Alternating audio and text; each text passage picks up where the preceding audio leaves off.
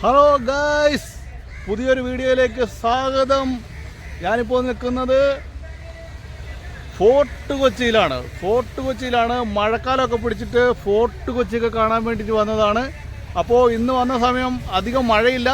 അപ്പോൾ ഫോർട്ട് കൊച്ചിയിലെ വിശേഷങ്ങൾ നമുക്ക് കാണാം. വളരെ പ്രസിദ്ധമായൊരു സ്ഥലമാണ്. എറണാകുളത്തിൽ നിന്ന് 10-12 കിലോമീറ്റർ അകലെയുള്ള ഫോർട്ട് കൊച്ചി എന്ന സ്ഥലനാമം തന്നെ ഇവിടെ നിന്നാണ് വന്നത്. അപ്പോൾ കൊച്ചിയിലെ വിശേഷങ്ങളിലേക്ക് എല്ലാവർക്കും സ്വാഗതം. അപ്പോൾ ഇതുവരെ എൻ്റെ ചാനൽ സബ്സ്ക്രൈബ് ചെയ്യാത്തവരുണ്ടെങ്കിൽ ദയവായി സബ്സ്ക്രൈബ് ചെയ്യണം. വീഡിയോ ഇഷ്ടപ്പെട്ടാൽ ലൈക്ക് ചെയ്യണം, ഷെയർ ചെയ്യണം. ഫേസ്ബുക്കിലാണ് നിങ്ങൾ കാണുന്നതെങ്കിൽ തീർച്ചയായും എൻ്റെ പേജ് ഫോളോ ചെയ്യണം.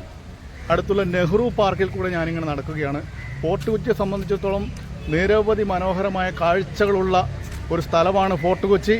ഇവിടെ വാസ്കോ ഡി ഗാമയെ അടക്കം ചെയ്തത് ഈ ഫോർട്ട് കൊച്ചിയിലാണ് കേട്ടോ. അതിൻ്റെ ഇതുണ്ട്.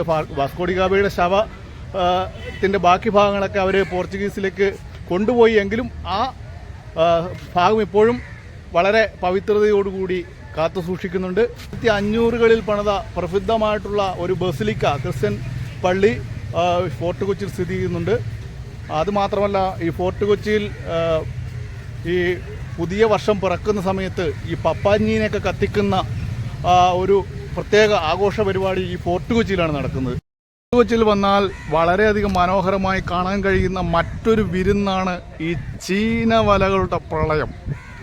ചീനവലകൾ കൂട്ടത്തോടു കൂടി കാണണമെങ്കിൽ നിങ്ങൾ ഫോർട്ട് കൊച്ചിയിൽ വരണം. ഇപ്പോൾ ഈ ചീനവലകൾ അന്യം നിന്നുകൊണ്ട് ഇരിക്കുകയാണ്. അധികം സ്ഥലത്തൊന്നും ഈ ചീനവലകളില്ല.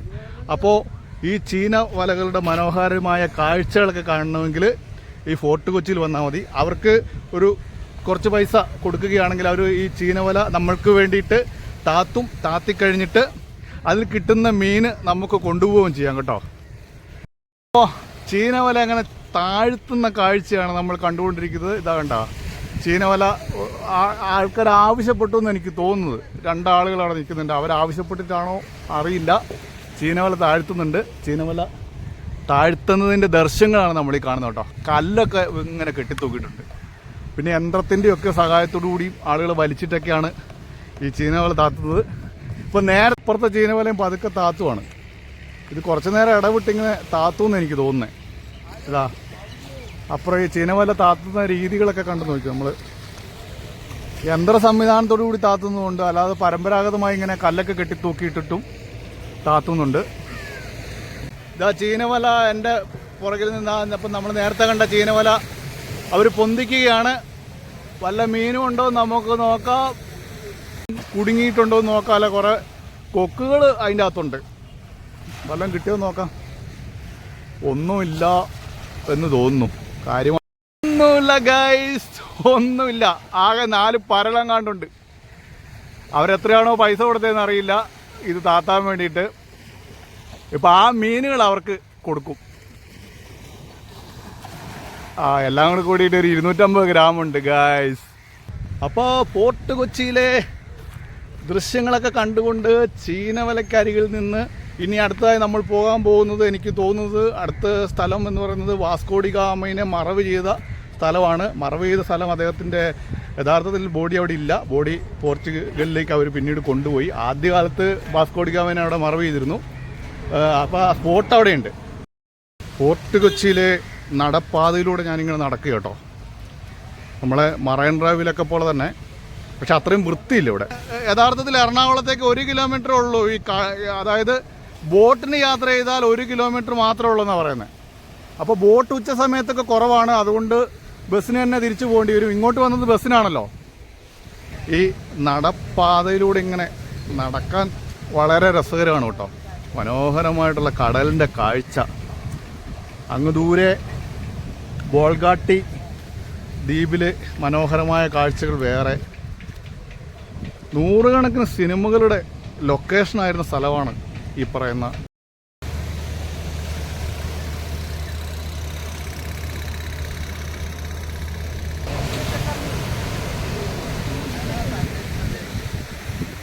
ഇരുന്ന് വർത്തമാനം പറയാനും വിശ്രമിക്കാനും പറ്റിയ സ്ഥലം. മറ്റെല്ലാ പണിയിൽ നിന്നും ഒരു ദിവസം വിട്ടിട്ട് 2-3 പേർക്ക് വന്നിട്ട് ഇങ്ങനെ വൈകുന്നേരം വരെ ഇവിടെ വർത്താനമൊക്കെ പറഞ്ഞ് ഭക്ഷണമൊക്കെ കഴിച്ച് ഐസ്ക്രീമും മറ്റ് സാധനങ്ങളൊക്കെ കഴിച്ച് ഉന്മേഷത്തോടു കൂടി വൈകുന്നേരം തിരിച്ചു പോകാൻ പറ്റിയ ഒരു സ്ഥലമാണ് ഈ ഫോർട്ട് കൊച്ചിയുടെ കടൽ തീരങ്ങൾ. മറൈൻ ഡ്രൈവിനേക്കാൾ കുറച്ചുകൂടെ സുഖപ്രദമാണെന്ന് പറയേണ്ടി വരും. കാരണം അപ്പോൾ ഗൈസ്, ഈ ഫോർട്ട് കൊച്ചി കടൽ തീരത്തിന് സമീപത്തോട് ഞാൻ ഇനി അടുത്ത സ്ഥലത്തേക്ക് നടന്നു പോവുകയാണ്. ഡച്ച് സെമിത്തേരി. അതായത് ഡച്ചുകാർ അന്ന് ഇവിടെ ഉണ്ടായിരുന്ന സമയത്ത് മരണപ്പെട്ട ആളുകളെയൊക്കെ സംസ്കരിച്ച ഡച്ച് സെമിത്തേരി കടൽ തീരത്ത് തന്നെയാണ്. അപ്പോൾ അങ്ങോട്ട് നടന്നു പോവാണ്. നമുക്ക് ഡച്ച് സെമിത്തേരി കാണാൻ വേണ്ടി പോവാം. ഗൈസ്, നമ്മൾ ഡച്ച് സെമിത്തേരിയുടെ മുമ്പിലെത്തി കേട്ടോ. ഡച്ചുകാർ എന്ന് ആ കാലഘട്ടത്തിൽ ജീവിച്ചിരുന്ന ഡച്ചുകാരെ അടക്കം ചെയ്ത സെമിത്തേരിയുടെ മുമ്പിലാണ്. വലിയൊരു മതിൽക്കെട്ടാണ്. കാടെല്ലാം പിടിച്ചിങ്ങനെ അടക്കാണ്. അകത്തേക്ക് നമുക്ക് പ്രവേശിക്കാനൊന്നും കഴിയില്ല. അപ്പോൾ ഇതുണ്ടോ, ഗേറ്റിനുള്ളിൽ കൂടെ നമുക്ക് അവരുടെ കല്ലറകളൊക്കെ കാണാം. കണ്ടോ, ഒരു പ്രത്യേക രീതിയിലുള്ള കല്ലറകളാണ്. അങ്ങനെ ഗവൺമെൻറ് വലിയ സംരക്ഷണമൊന്നും കൊടുക്കുന്നില്ല എന്ന് തോന്നുന്നു. ഇത് കാടെല്ലാം പിടിച്ച് കയറി അങ്ങനെ കിടക്കുകയാണ്. അപ്പോൾ ഇതാണ് സെമിത്തേരി. ഡച്ചുകാരെ മറവ് ചെയ്ത സെമിത്തേരി ഇതാണ്. കാടെല്ലാം കയറി കിടക്കുകയാണ്. കല്ലറകളൊക്കെ കണ്ടോ, ഒരു പ്രത്യേക രീതിയിലുള്ള കല്ലറകളാണ്. പഴയകാലത്തെ കല്ലറകളാണ്. ഇത് എന്താ പറയണ്ടേ, ഈ കടൽത്തൂരിലൂടെ ഒരു 1.5 കിലോമീറ്റർ ഇങ്ങനെ നടന്നു വന്നു കഴിഞ്ഞിട്ടുണ്ടെങ്കിൽ ഈ ഡച്ച് സെമിത്തേരിയിലെത്താം.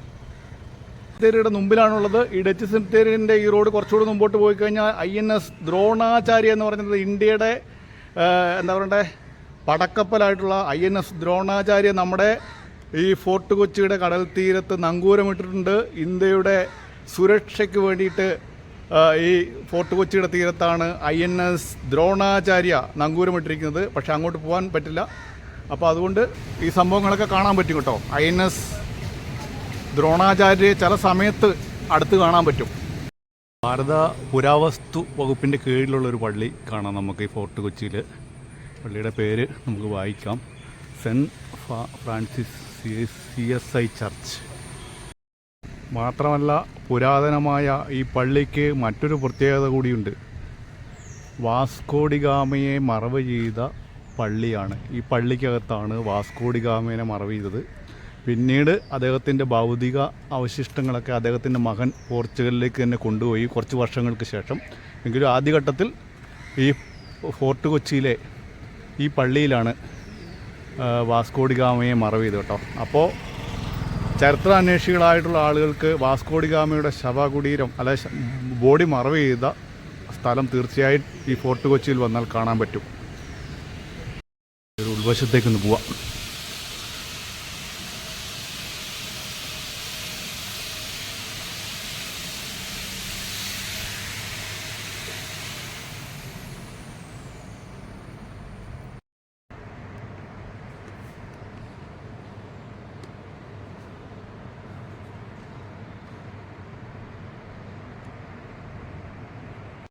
ഒന്നാം ലോക മഹായുദ്ധത്തിൽ വീരമൃത്യു വരിച്ച ഡച്ചുകാരുടെ ഓർമ്മയ്ക്ക് വേണ്ടി പള്ളിയുടെ മുമ്പിൽ അന്ന് നിർമ്മിച്ച 1914-15 കാലഘട്ടം നിർമ്മിച്ച സ്തൂപമാണിത് കേട്ടോ.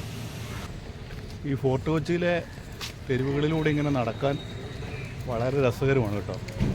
കാരണം അപ്പോൾ ഫോർട്ട് കൊച്ചിയിലെ കാഴ്ചകളെല്ലാം കണ്ട് വീണ്ടും എറണാകുളത്തിന് തിരിക്കുകയാണ്. ഇതാണ് ഫോർട്ട് കൊച്ചിയിലുള്ള പ്രൈവറ്റ് ബസ് സ്റ്റാൻഡ്. ഇവിടുന്ന് ഏകദേശം 12 കിലോമീറ്ററാണ് എറണാകുളത്തിനുള്ളത്. അപ്പോൾ എൻ്റെ വീഡിയോ ഇഷ്ടപ്പെട്ടാൽ ലൈക്ക് ചെയ്യുക, കമൻറ്റ് ചെയ്യുക, ഷെയർ ചെയ്യുക.